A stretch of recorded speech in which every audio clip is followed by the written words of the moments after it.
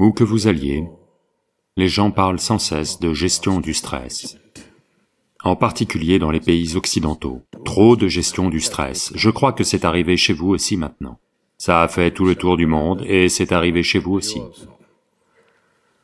C'est quelque chose que je n'arrive pas à comprendre. Pourquoi géreriez-vous le stress? Dans ma compréhension des choses, on gère les choses qui nous sont précieuses.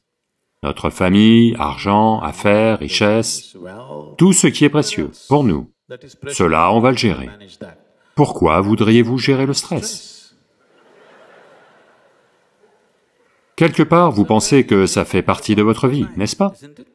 Le stress ne vous arrive pas à cause de vos situations familiales. Le stress ne vous arrive pas à cause de votre métier, à cause de vos affaires, à cause du monde autour de vous. Il vous arrive parce que vous ne savez pas comment gérer vos propres systèmes. Vous ne savez pas comment maintenir votre corps, vous ne savez pas comment gérer votre mental, vous ne savez pas comment gérer vos émotions, ou votre chimie, ou vos énergies. C'est pour cela que le stress apparaît, n'est-ce pas? Oui. Ce qui est stressant pour quelqu'un, un autre traverse la même situation sans aucun souci, n'est-ce pas vrai? Donc le stress n'est pas dans la situation, il est dans votre incapacité à vous gérer vous-même. En ce moment, vous dépendez totalement de vos 5 sens pour percevoir la vie. Ces 5 sens ne sont pas fiables. On vous a toujours dit, il faut le voir pour le croire, mais vous savez que tout le monde voit ce qu'il veut voir. Si l'on creuse un peu plus votre vision elle-même, vous connaissez cet oiseau, le hibou? Vous en avez? Des hiboux. Voyez, en ce moment, le soleil se couche. Il commence à faire nuit pour vous. Mais tous les hiboux se disent bonjour. Il fait jour pour eux. Le matin, quand le soleil se lève, c'est le jour pour vous, mais c'est la nuit pour eux. Donc si vous et un hibou vous asseyez ensemble et commencez un débat sur ce qui est jour et ce qui est nuit, où va-t-il aller? Un débat sans fin, n'est-ce pas? Je vous le demande, qui a raison, vous ou le hibou? Pardon? Les deux. Si vous dites les deux, soit vous travaillez dans le corps diplomatique,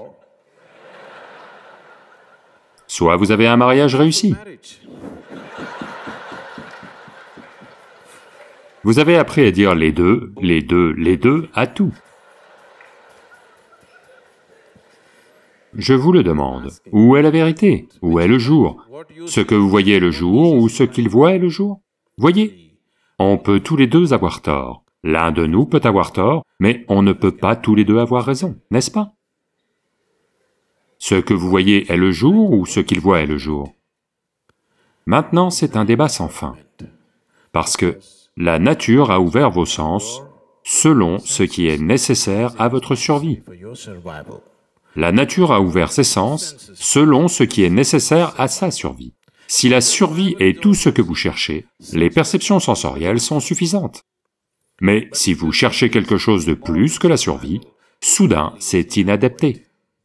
Une fois que vous arrivez ici en tant qu'être humain, alors, quelque part, la survie ne suffit pas. Quand la survie est menacée, c'est toute une affaire. Une fois qu'elle est prise en main, ça ne signifie plus rien, n'est-ce pas? Oui?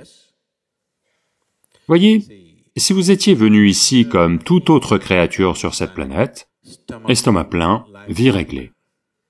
Oui ou non?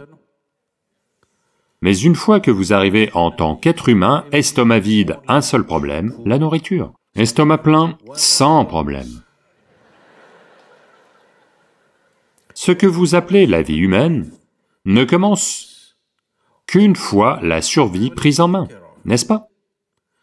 Jusqu'à ce que votre survie soit prise en main, vous êtes aussi comme n'importe quelle autre créature, juste une entité biologique. Il n'y a que quand la survie est prise en main, que d'autres dimensions de ce que vous appelez l'humain commencent à s'exprimer, n'est-ce pas? Et qu'est-ce que c'est? Qu'est-ce que ça veut dire d'être humain? Ça ne veut rien dire, parce que il n'y a pas une qualité établie pour laquelle vous pouvez dire « l'humain, c'est ça ».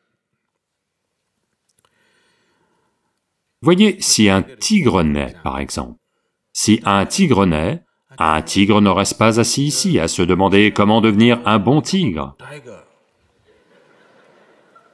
Si juste il trouve assez à manger, il va devenir un bon tigre.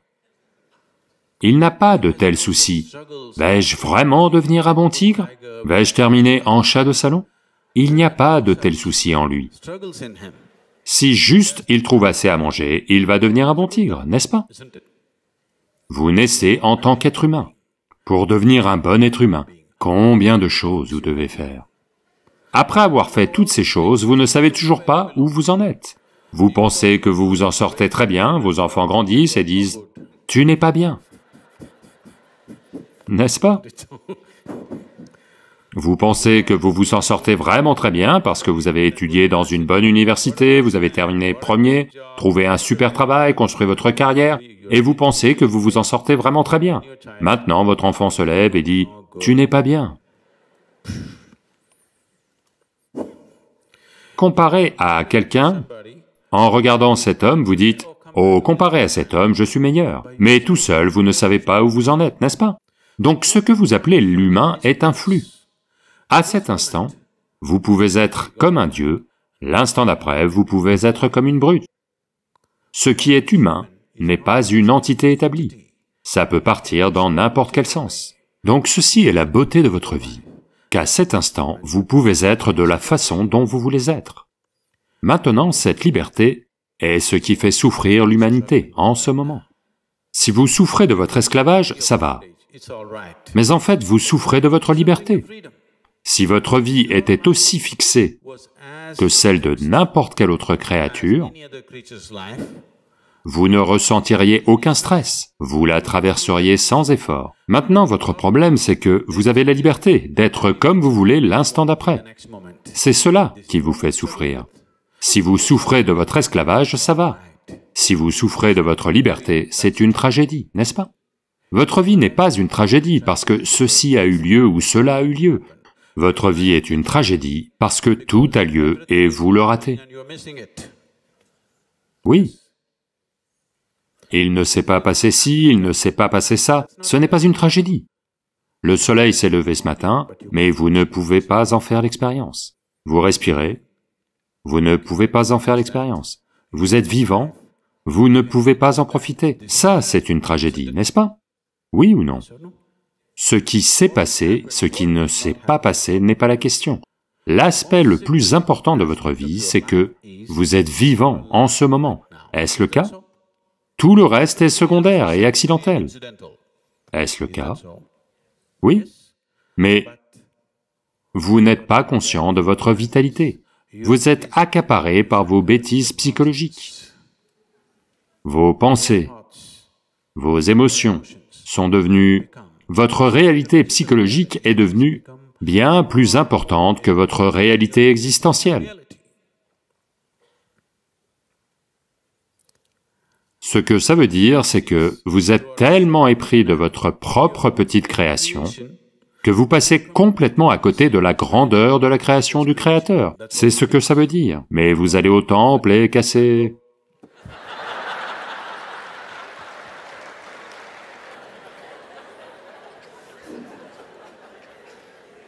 Vous faites toutes sortes de choses, mais si vous appréciez vraiment la création, la meilleure chose que vous puissiez faire, c'est d'y prêter attention et d'en faire l'expérience, n'est-ce pas? Oui ou non? Quel est le plus bel hommage? Supposez que quelqu'un ait cuisiné un bon plat et vous le présente. Quel est le plus bel hommage? D'écrire un poème dessus ou de le manger allègrement? Qu'est-ce qui est mieux? Quelqu'un a créé une œuvre d'art, vous l'ignorez et lui donnez une récompense. Est-ce que ça c'est bien? Ou vous l'appréciez et en profitez vraiment? Est-ce que ça c'est bien? Donc, votre fichue vénération, vos rituels, vos bêtises ne sont pas importants. Si vous appréciez vraiment le Créateur et la création, la meilleure chose c'est d'avoir vécu dans la félicité. C'est cela la meilleure façon de rendre hommage au Créateur.